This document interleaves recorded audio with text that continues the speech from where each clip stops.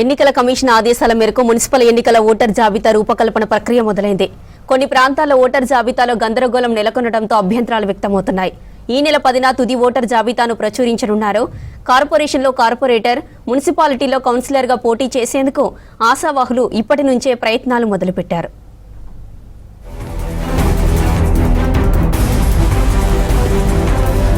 Mahabub Nagar corporation హోదాలో తొలిసారి ఎన్నికలు జరగబోతున్నాయి. మొత్తం 60 డివిజన్లున్న కార్పొరేషన్ ఎన్నికలను రాజకీయ పార్టీలు ప్రతిష్టాత్మకంగా భావిస్తున్నాయి. ఇటీవల అధికారులు విడుదల చేసిన ఓటర్ జాబితాలో తప్పులు దొర్లాయి. దీంతో గందరగోళానికి దారితీసింది. కొన్ని డివిజన్లలో మరో డివిజన్ కు సంబంధించిన ఓటర్ల పేర్లు, అడ్రస్లు ఉన్నాయి. మరికొన్ని డివిజన్లలో తప్పుల తడకగా ముసాయిదా ఓటరు జాబితా ఏకంగా పంచాయతీలకు సంబంధించిన ఓటర్ల పేర్లు ఉన్నాయి. తప్పులు దొరలటంతో కార్పొరేటర్ స్థానాలకు పోటీ చేయాలనుకునే నాయకులు ఆందోళన చెందుతున్నారు. డివిజన్ వారీగా ఓటర్ లిస్టును మొన్న రీసెంట్గా ఇచ్చిండ్రు. మనకు వార్డు ఆఫీసర్ తీసుకొని వచ్చిండ్రు. వార్డులో చూస్తే కొన్ని పక్కల వార్డులే కూడా యువతలకి వచ్చినాయి. అది వాటిని అన్నింటి మళ్ళీ ఒకసారి ప్రక్షాళన చేసి నీట్గా పెడితే బాగుంటుందని నా ఉద్దేశం. ఎందుకంటే ఆ పక్క వార్డులో కూడా యువతలకి వచ్చినాయి.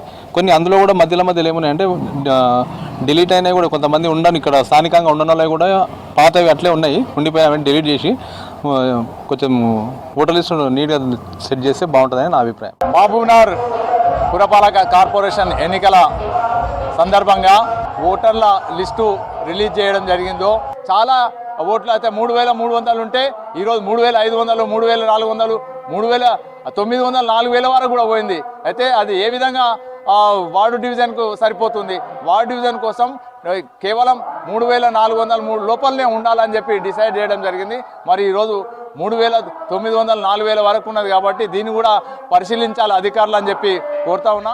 40వ డివిజన్ క్రిస్టియన్ కాలనీలో ఓట్లన్నీ మాయమయ్యాయి. ఒకరి ఇంటి నెంబర్పై ఇతర పేర్లు నమోదయ్యాయి. 10వ డివిజన్ జాబితాలో బండమీదిపల్లి, బండ్లగేరి, కిసాన్ నగర్, రాజేంద్రనగర్, ఏనుగొండ డివిజన్లతో పాటు తిమ్మాజిపేట, బొక్కలోనిపల్లి పంచాయతీలకు చెందిన ఓటర్ల పేర్లున్నాయి. 31 డివిజన్ వల్లభ్ నగర్ లో 552 ఓట్లు ఎక్కువగా చూపారు. వల్లభ్ నగర్, గణేష్ నగర్ డివిజన్ కు 3500 ఓట్లతో కూడిన జాబితా రూపొందించారు. కానీ ప్రస్తుతం 4052 ఓట్లు మాత్రమే ఉన్నాయి. అదనంగా బండ్లగేరి, కిసాన్ నగర్ నుంచి 30 ఇళ్లను ఓటరు జాబితాలో కలిపి ఏకంగా 552 మంది 30 ఇళ్లలో ఉన్నట్లు పొందుపరిచారు. ఎలక్షన్ మున్సిపల్ కార్పొరేషన్ ఎలక్షన్ రావడం జరుగుతుంది. దానికి అనుగుణంగానే ఓటర్ లిస్టు వాళ్ళు విడుదల చేయడం జరిగింది. ఈరోజు వాడు ఇంతకుముందు మాకు 4000 దాకా ఓటు బ్యాంక్ ఉండే, ఇప్పుడు 3017 ఓట్లు మాకు ఒక ఓటర్ లిస్టు విడుదల చేయడం వార్డు ఆఫీసర్ తెచ్చి మాకు ఇవ్వడం జరిగింది. ఈ ఓట్లు మనం చూస్తుంటే వేరే వార్డులో ఇక్కడేసి, ఇక్కడ వాళ్ళు అక్కడేసి, ఈడ 2 ఓట్లు, ఆడ 2 ఓట్లు వేయడం జరిగింది. మాకు చాలా ఇబ్బందికరమైనది. దయచేసి మున్సిపల్ కమిషనర్ గారు కానీ శ్రద్ధ చూపించి మా వార్డుల డివిజన్లు మాకు వచ్చేటట్లు ఎవరు వార్డు వాళ్ళకి ఇబ్బంది పడకుండా చేయాలని. ఎందుకంటే ఈ అవకతవకల నుంచి జనాలు ఓట్లు వేయడానికి కొరకు చాలా ఇబ్బందులు పడతారు.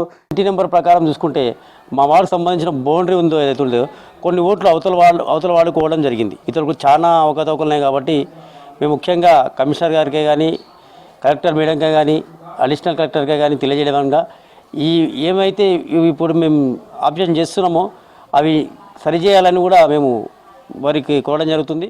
అప్పన్నపల్లి 3వ డివిజన్ ఓటరు జాబితాలో బండ్లగేరి, మర్లు, శ్రీనివాస కాలనీ, వల్లభ్ నగర్, పాత పాలమూరు పరిధిలోని ఓటర్ల పేర్లు, చిరునామాలు ఉన్నాయి. కుటుంబ సభ్యుల పేర్లు తారుమారయ్యాయి. పద్మావతి కాలనీ 7వ డివిజన్లో నగరంలోని 10, 15 డివిజన్లకు సంబంధించిన 25 నుంచి 30 ఓటర్లను నమోదు చేశారని కాలనీ వాసులు ఫిర్యాదు చేశారు. దీంతో మహబూబ్ నగర్ కార్పొరేషన్ కార్యాలయానికి ఫిర్యాదుల వెల్లువ మొదలైంది. అభ్యంతరాలతో అన్ని రాజకీయ పార్టీలు క్యూ కట్టాయి. నా వార్డు డివిజన్ నంబర్ 17 కొత్తది, పాతదేమో 36 వార్డు ఉంది. అట్లా ఏముందంటే నేను చూసిన లిస్ట్ కూడా నాతో ఉంది. జస్ట్ 130 ఓట్స్ ఆల్రెడీ అసెంబ్లీ ఎలక్షన్లలో పోయినాయి. అసెంబ్లీ ఎలక్షన్లో పోయినవి సేమ్ అట్లే వచ్చినాయి. మేము ఏం చేసినామంటే మళ్ళీ బూత్ వైజ్గా వేసి సీరియల్ నెంబర్, పేజ్ నెంబర్ వేసి మళ్ళీ డివిజన్, ఇప్పుడు నాది డివిజన్ నెంబర్ 17 to 18 షిఫ్టెడ్, అంటే 18 to 17లో షిఫ్ట్ చేసుకోవాలి అంతే. దానికి మనం ఏముంది, ఒక అప్లికేషన్ ఫామ్ ఉంటుంది, లేదా వైట్ పేపర్ మీద రాసి వాళ్ళకి ఇచ్చేస్తే వాళ్ళు ఏం చేస్తారు అంటే ఈ డివిజన్ నుంచి ఆ డివిజన్కి చేంజ్ చేసేస్తారు. దానికి ఏం పెద్ద ఎత్తున ఏం లేదు, దానికి టెన్షన్ పడే అవసరం లేదు. కొంతమంది కొత్తగా వచ్చింది కదా, వాళ్ళకు అర్థమైతే లేదు.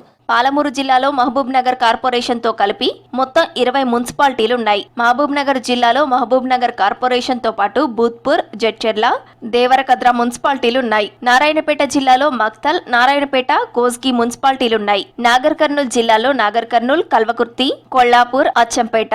వనపర్తి జిల్లాలో వనపర్తి, కొత్తకోట, పెబ్బేరు, ఆత్మకూరు, అమరచింత. గద్వాల జిల్లాలో గద్వాల, ఆలంపూర్, ఐజా, వడ్డేపల్లి మున్సిపాలిటీలున్నాయి. ఒక 4-5 వార్డులలో అక్కడక్కడ కొన్ని రూరల్ ఓట్లు యాడ్ అయినాయి. సో రాత్రి ఏ రోజు వచ్చినటువంటి పిటిషన్లు ఆ రోజు మేము పంపించాలి కనుక వాటిని ప్రాబ్లం సాల్వ్ చేయాలి కనుక ఎలక్షన్ కమిషన్ ఆదేశాల ప్రకారం రాత్రి మొత్తం చేసుకోవడం జరిగింది. మాకున్నటువంటి 60 మంది డివిజన్కి సంబంధించినటువంటి వార్డ్ ఆఫీసర్లు అందరూ కూడా రాత్రి మొత్తము వాటిని చార్ట్అవుట్ చేసి ఎక్కడైనా ఏమైనా రూరల్ ఓట్లు ఒకవేళ వచ్చినట్టుంటే ఖచ్చితంగా వాటిని తొలగించడం కొరకు మేము ఎలక్షన్ కమిషన్కి పంపుతాము. ఎందుకంటే వాటికి సంబంధం లేదు, మన అర్బన్కు రూరల్ ఓట్లు సంబంధం లేదు కనుక అనుకోకుండా అవి కొన్ని మాత్రమే వచ్చినాయి.